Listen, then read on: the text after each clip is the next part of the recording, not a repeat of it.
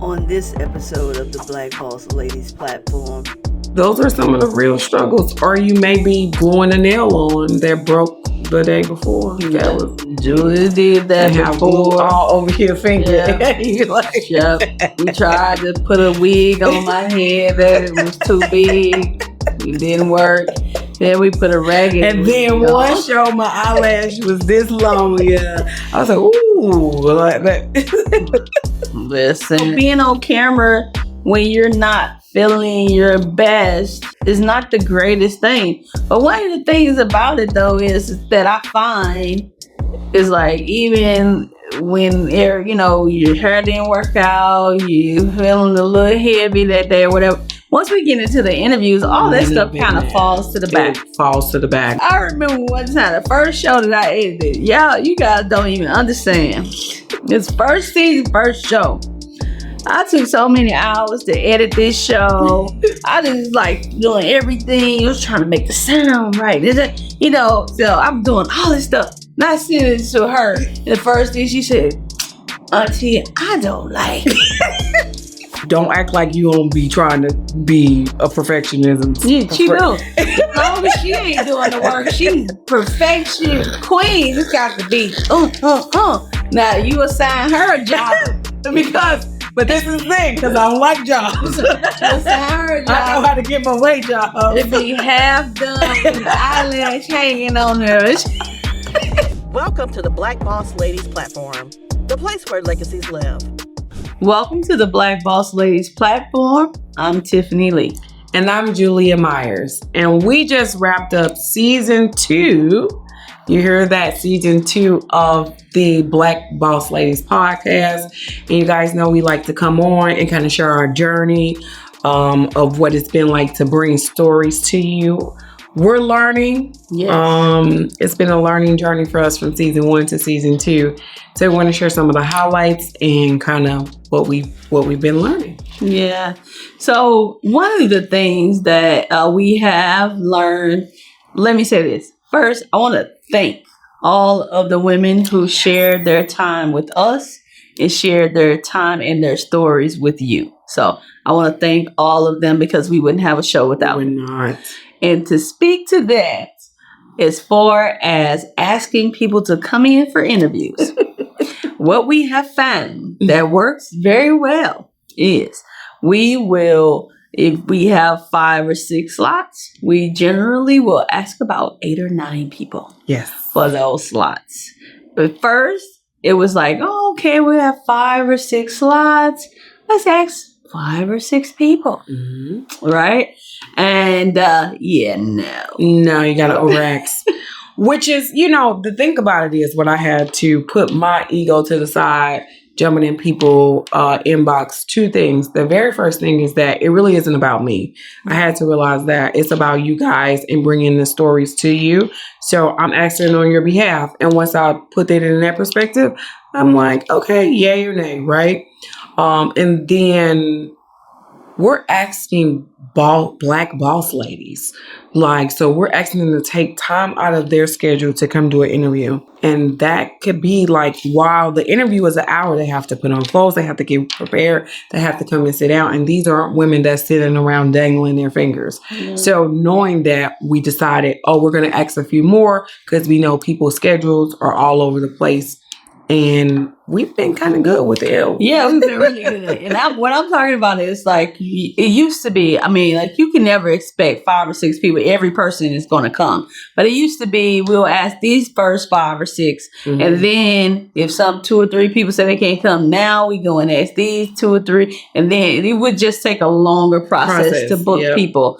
Now it's like, okay, we have 5 or 6 slots. Let's ask 8 or 9 people just from the start. Mm-hmm. Okay. And now we've been doing really good. We have. Sometimes I have to come back to you. We're all booked up. And I think we're starting to reach more people too. Mm-hmm. We've starting to run ads, which has taught me a new space. So we're doing analytics, y'all. Yeah, I'm finally reading some numbers, right? Because remember last time I don't know what I was trying to tell Julie, okay, because Julie's supposed to be doing the social media part. And I'm like, no, Julie, this means that this many people have. She was like, what?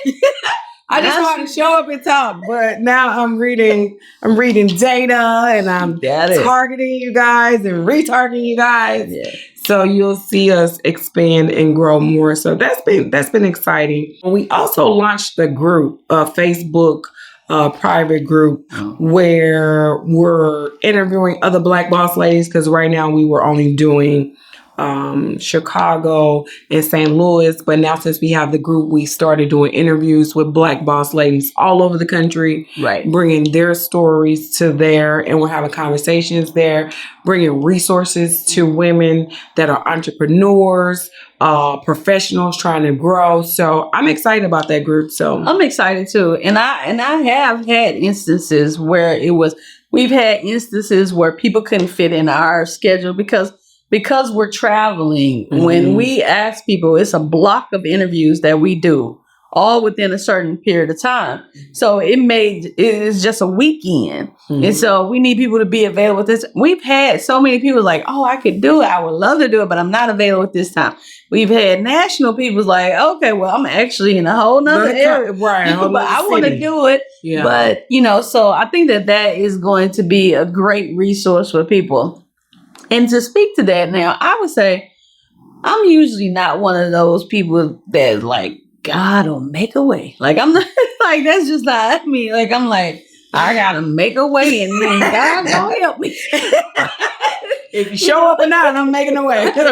I said, what's that right? I'm going to be there. I'm going to be halfway there. He can help me, pull me along it. No, but I think that it is something to that with this show, because as Julie would say, she was like, we're growing. The interesting thing about it is that we haven't experienced a lot of growth. However, we have experience where it was like more when we first started doing the interviews, people would be like, I know. And now it's more so people like, oh, yeah, can I get on there? Oh, I love this concept. I know, I want to be on this show. And it was like, it's amazing because it's like now somehow the hearts of other people have been touched by the vision that we had coming into this show. And so that is an amazing thing. I think that it had to be God inspired for it to really happen and touch these other people in this way. So yeah, it grew on me too. I'm in the podcast, and I saw the vision, but I didn't I feel like I saw some of it. So they say go as far as you can. And then when you get there, you'll see further. Like, I think for me, because I'm doing the real estate and I was a new mom when it first launched, like, it was like, oh, I'm doing this. But I didn't see the full picture. And it's becoming, it was like, it's hazy, but then it became more and more clear of the impact we could really have, Yeah. Well, I always, I believe, I brought the show to, yes, to you, but, as I've always said, Shay is the mini Oprah of the show. So, but I always thought, when I thought about the show, that was the main thing, right? It was about, helping other Black women to step into their purpose. Yeah. Because I feel like in so many ways that we have a lot of people who, just want to be famous yes. or rich, and they're willing to do it in any way. Yeah, and that is scary. And the thing about it is that the more you expose people to different ways to do it, where they don't have to compromise who they are, then I think that we will help a lot of people. So that was kind of my thinking behind it. Yeah, so, I guess I'm just starting to see the not that I didn't see that vision. I think I'm just starting to see that it actually is possible. We're going to do this. Like, this is going to happen. I think you're right. So, as far as the possibility go, I mean, we're going to be honest. We're going to be real honest, okay? I can be honest. I was getting ready to leave to go to Chicago today, and I was like, you know what? I'm tired. I'm always tired. I was like, I'm always tired. My husband, the cameraman, is tired right now. He's tired. He's been up since 3 a.m. So we have to deal with a disgruntled cameraman. No, but yeah, all of us are tired because all of us are doing so many different things. So along with the podcast, we have our own businesses. We work for other companies as well. And, and it's truly a labor of love. It really is. I just remember being at a place before, not knowing what it meant to create a legacy or build something. And I truly believe that when you hear stories from other people, whether it gives you an idea or if it just gives you the motivation to keep going. And I think bringing those women here and kind of defining what success looks like, because we've had women on the show that I never would have thought to go down that path or do those things that they do. But they're showing you another space where you could be successful in doing this, or you could be successful doing that. Because sometimes people think if you're not on social media, you can't. But there are a lot of women doing a lot of things that don't have huge followings, but they're making legacies of their own in real daytime, and we get to bring their stories forward. Yeah, and I think that that's important too. Just redefining success in a lot of ways. Like, if someone had to say this to me, if you don't sometimes realize how people see you and the work that you do, but I'm a college instructor, and then also I was just volunteering for everybody. And everybody. And usually I still do a whole lot. I still am volunteering for a lot of people.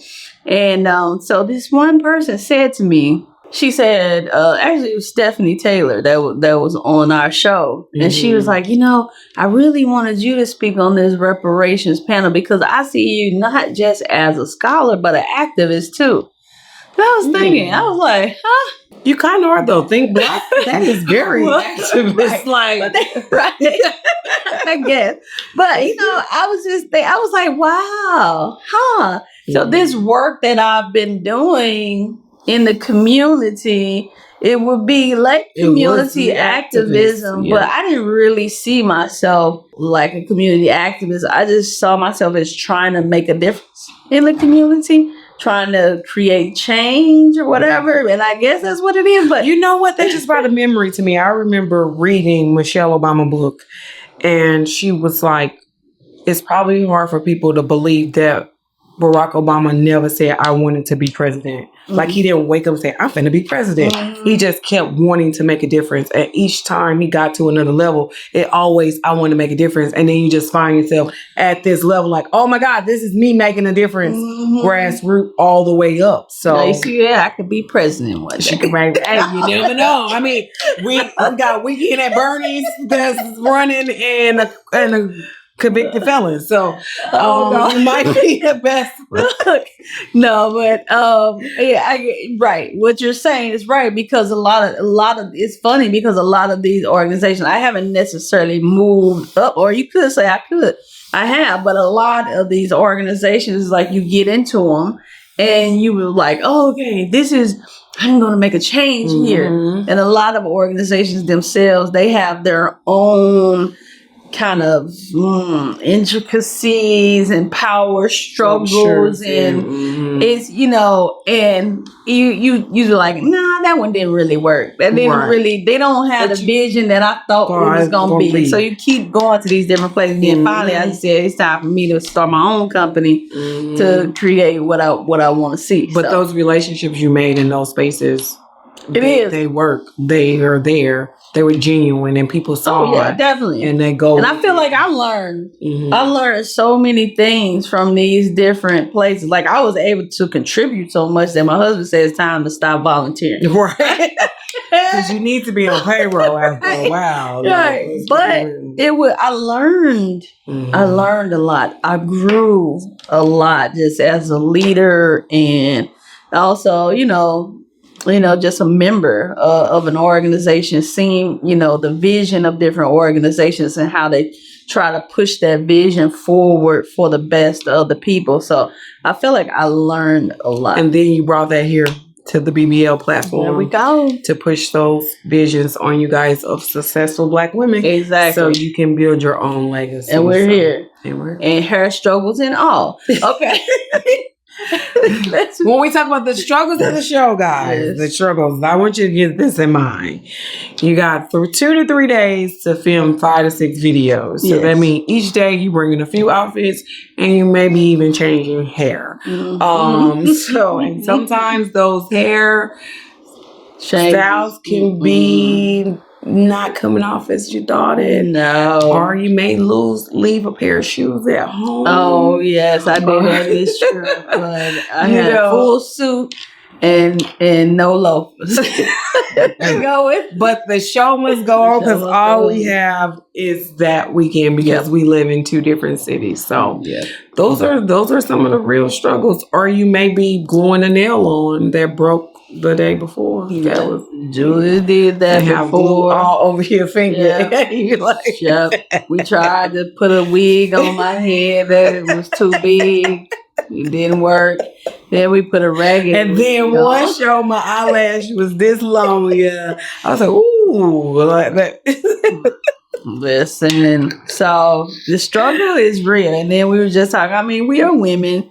So, she was talking about her postpartum, and on a few videos, I was like, oh, I was very juicy. Yeah. In the face. Right now, this is like the heaviest I've been. So, being on camera. Show up. Yeah, being on camera when you're not feeling your best is not the greatest thing. But one of the things about it, though, is that I find is like even when your hair didn't work out, you feeling a little heavy that day or whatever. Once we get into the interviews, all that stuff kind of falls to the back. It falls to the back. Yeah. So just keep that in mind. Like sometimes we're giving ourselves excuses on why we can't show up, but it really isn't about you. It's about the people that are there that's giving you your time and the story that has to get out. And she's right. Once the camera go on, I really don't care no more. Yeah. I see it in editing. Right, a pad, or I'll be like, and we got an editor. Like, first year we got an editor. We didn't want to do that no more. And it looks better. It looks better, and I believe in hiring people when I had the money to work in their expertise, because some stuff I'm just not trying to learn. I don't got the capacity. I don't have the time. I'm excited that we got an editor. Oh, you know what? And that's a good thing. But going back to the good looking, not good looking. One thing I would say, you guys probably wonder why her eyes always watering. Oh, like that's always been you though, right? Like, no. So here's the thing. When I wear makeup. So if I'm, who wants to come in front of the camera without makeup on? So every time you wear makeup. Yeah, every time I wear makeup, it's like my eyes water. I don't have on any today, so I didn't have any problems with the internet. I wasn't doing all that. Yeah. So half the time, I'm just on her like bring the face, baby, whatever. Because it's just like, good thing we have good genes. Right. We got that from my mother. My mother yes, she always says that. Well, she used to say that. Yeah. But going back to the show itself, I do love the fact that we do have an editor. It looks a lot more professional. I think that the women who spent their time on the show deserve that, to have a professional edit. Now, we got the professional edit, and then we still lost some footage. Yes. Yeah. Yeah. So that happens too. When you gotta make a phone call to somebody that gave up their time and energy and say, hey, I'm so sorry. We had to mess up with the camera and there is no video. So again, another learning experience. And the crazy thing is she was willing to come back and do the interview again. So shout out to Crystal for that. Really do appreciate Crystal. Thank you for your time, and we're going to see you again. Now, let me ask you this. So was it any interviews for you this year that made an impact on you? I think they all do in their own capacity. But the one where we did with Erica LaShawn, and we talked about, I think the title of that one was Authenticity? Yeah, Authenticity. Okay. But she talked about unveiling your purpose. Unveiling your purpose. But when she talked about somatic movement, it opened up the door for me to start asking more questions. And within a month or so, couple months, I found myself on a call with somebody, and it was all about somatic movement and how trauma is stored in the body. So sometimes you can mentally accept something, but your body hasn't physically released that. And she introduced that because she does a lot of work in that. And then I got on the phone with somebody and they took me to some breathing exercises and stuff. And it's real. Like it's you really do store trauma. And because I'm not the one to like harp on things. So I'm like, I'll let that go. Like I'm gone. I'm going on to the next thing. Yep. And it was like, yeah, but your body didn't let it go. So you have to get that out because it's really stuck, which a lot of times start creating disease. So I think that interview opened up the idea for me to explore that space of getting trauma out of the body. Yeah, and I don't think I ever told you, but I actually went to her. So I try to patronize people since they come around. I try to patronize the shine here, company here. Her interview was very motivating too. I loved it. From CNA to nurse practitioner and $1 million heart bills. Exactly. And so I went to her as well, and we did a whole session and everything to try to move. It was really great, and she taught me some different movements and everything like that, and trying to get over my thing. Oftentimes, manifests in trying to be perfect, right? Yeah, right. So, basically. She's trying to. I said, first of all, I'm trying to share my journey. Go ahead. No, that's okay. Yeah. She was just talking about, learning to love yourself through these things. It's a lot of that perfectionism comes from the idea I'm not good enough. Yeah. Yeah. Worthy. Yeah. So and so does fear. I think it shows up differently. Fear comes from perfectionism too, and I think that she was right too in a lot of ways, and then in a lot of ways it's just like I think you just got to get stuff right too. You do have to get things right, but I also believe in progressive, like the power of the process, right? And that's just because you even said, because I said something and he was like, you don't act like you don't be trying to be a perfectionism. Yeah, she do. As long as she ain't doing the work, she's perfection queen. It's got to be. Now you assign her a job but this is the thing, because I don't like jobs. I know how to give away jobs. It be half done with the eyelash hanging on there. Because I want to hire people to do everything that I don't do. I remember one time, the first show that I edited. You guys don't even understand. It's first season, first show. I took so many hours to edit this show. I just like doing everything. I was trying to make the sound right. So I'm doing all this stuff. And I sent it to her. And the first thing she said, Auntie, I don't like it. I said, boy, I got an attitude. I had to come back. I had to reel it in. And I told her, I said, okay, forgive me. Because I do want to take this criticism, but I'm pissed right now. But do you know how I had to get the courage enough to say I don't like it? That wasn't easy to say. I appreciated it in the end. I appreciated it. You know what I'm saying? Because we have to be able to say that to one another. Yeah. Okay. But let me just say that after all of that editing and all that stuff, and then when she go and do something and it's half done, I'm like, Wait a minute. Did you put that same eye on your stuff that you put on mine? But that's why I wanted to hire an editor. We did. And that's why we have one. And so I can show up and do things like the Facebook group that I like, because I don't want to do the editing. I love that idea. I love that idea. I love that she came up with that idea for the group, because I think that it more than building followers or building is building a community. It's about exactly what we said we started this show for, right? So it's about building that supportive environment, women being able to offer information to help other Black women to grow. Like, so that Facebook group is just an extension of that idea. So go ahead. I mean, that's just don't have me to edit a video anymore. Yes, no editing of no video. But we got shirts too. Yes. I am a Black boss lady. So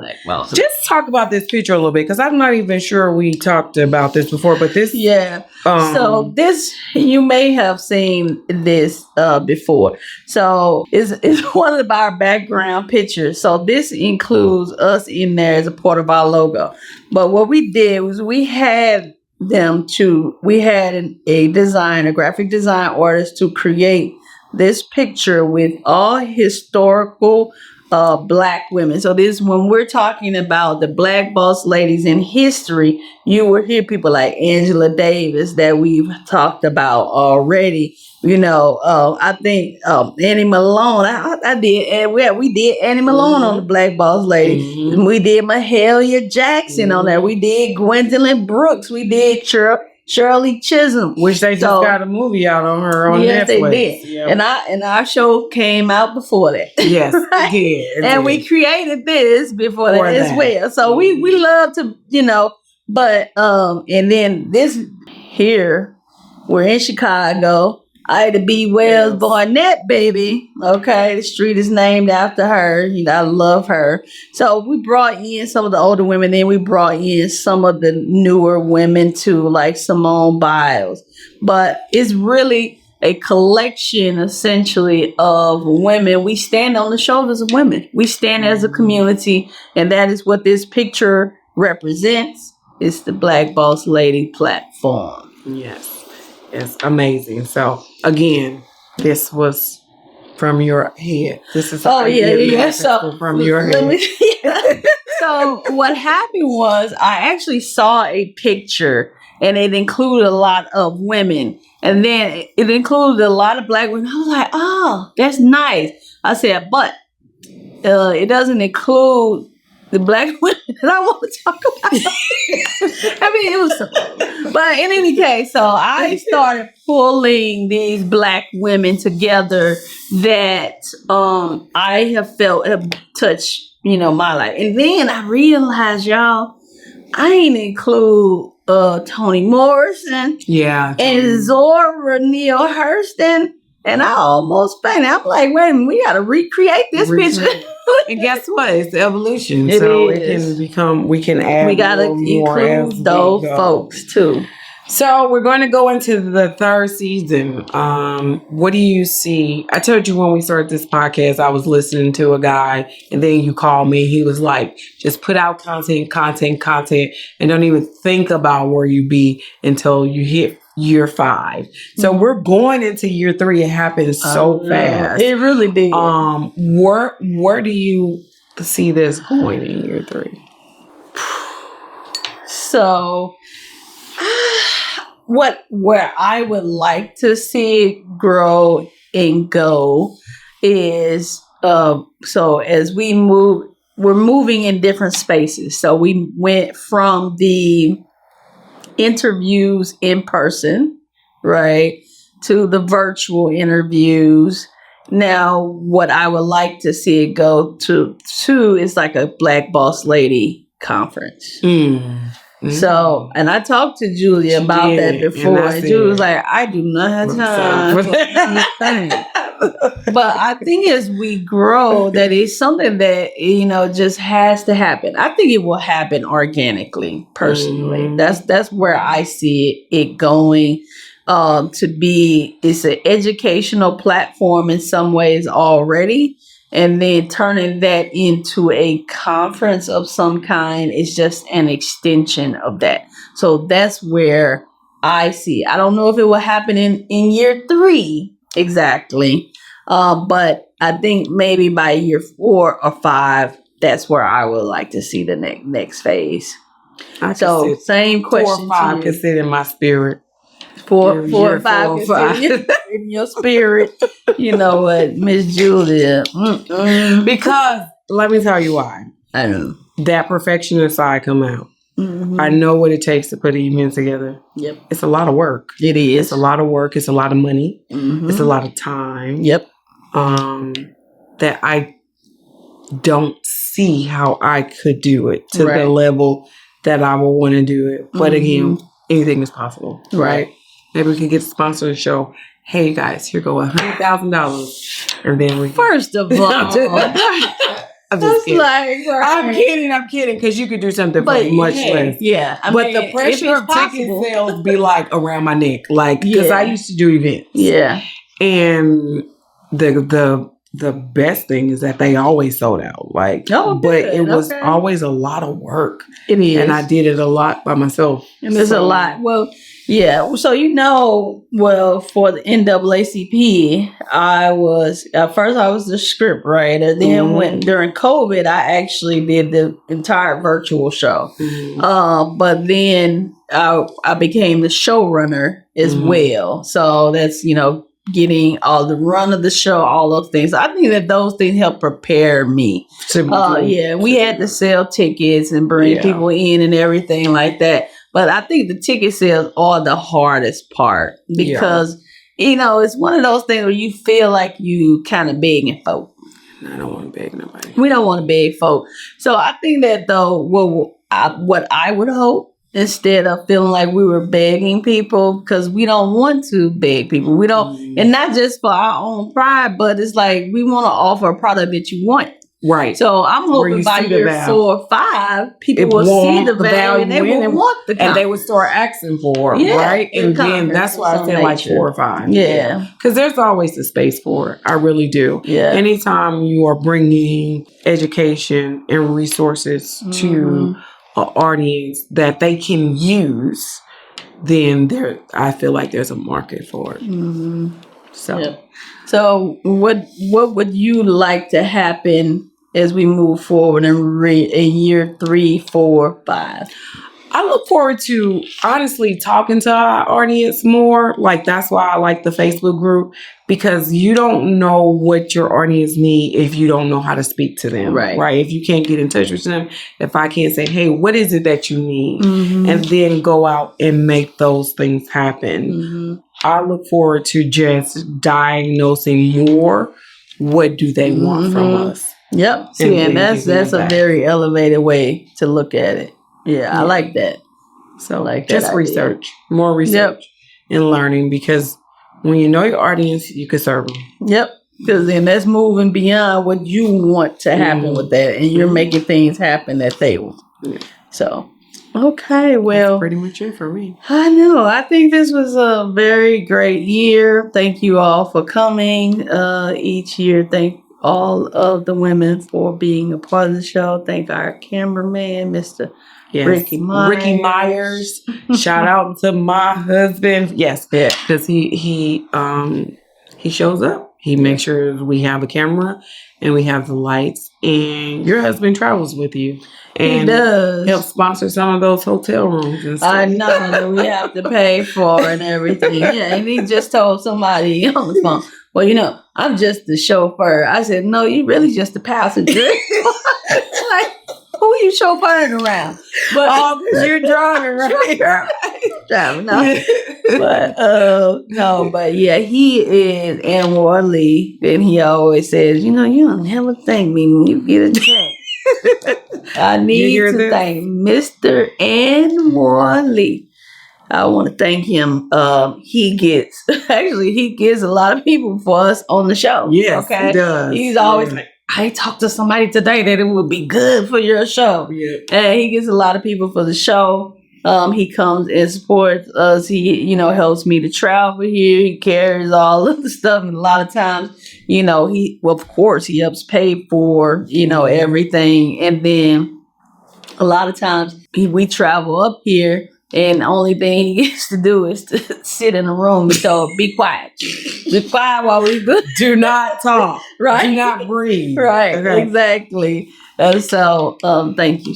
I got to give a shout out to my sister too, because Maverick has to have a babysitter when we're doing this. Yes. And she makes sure that she babysits the baby. Yes. Yeah. That's really sweet. So, yeah, that's a good thing. So it takes a village, as they say, and Julia's brother is letting us use his place. Yes, my brother. Around, right? Yeah. So this is truly a family event. Yeah. Family event. Now y'all ain't getting none money when you come. When we get rich, we gonna act like we didn't know you. Right. What you mean? We've been doing this by ourselves. Right. We ain't You wasn't in the court. Right. You wasn't shooting in the back. You wasn't shooting no threes. No. But anyway. Nah, just thank kidding. you all. And go back and watch the show. Share the show. Like the show. Subscribe to the channel. Please and subscribe to the group. Yes. And we look forward to season 3. Yes. All right. Thank you for joining us on the BBL Platform Podcast, the place where legacies live. We hope you will join us on our next inspirational journey to success. Be sure to rate, like, and subscribe to our show. For more information, please visit our website at theBBLplatform.com.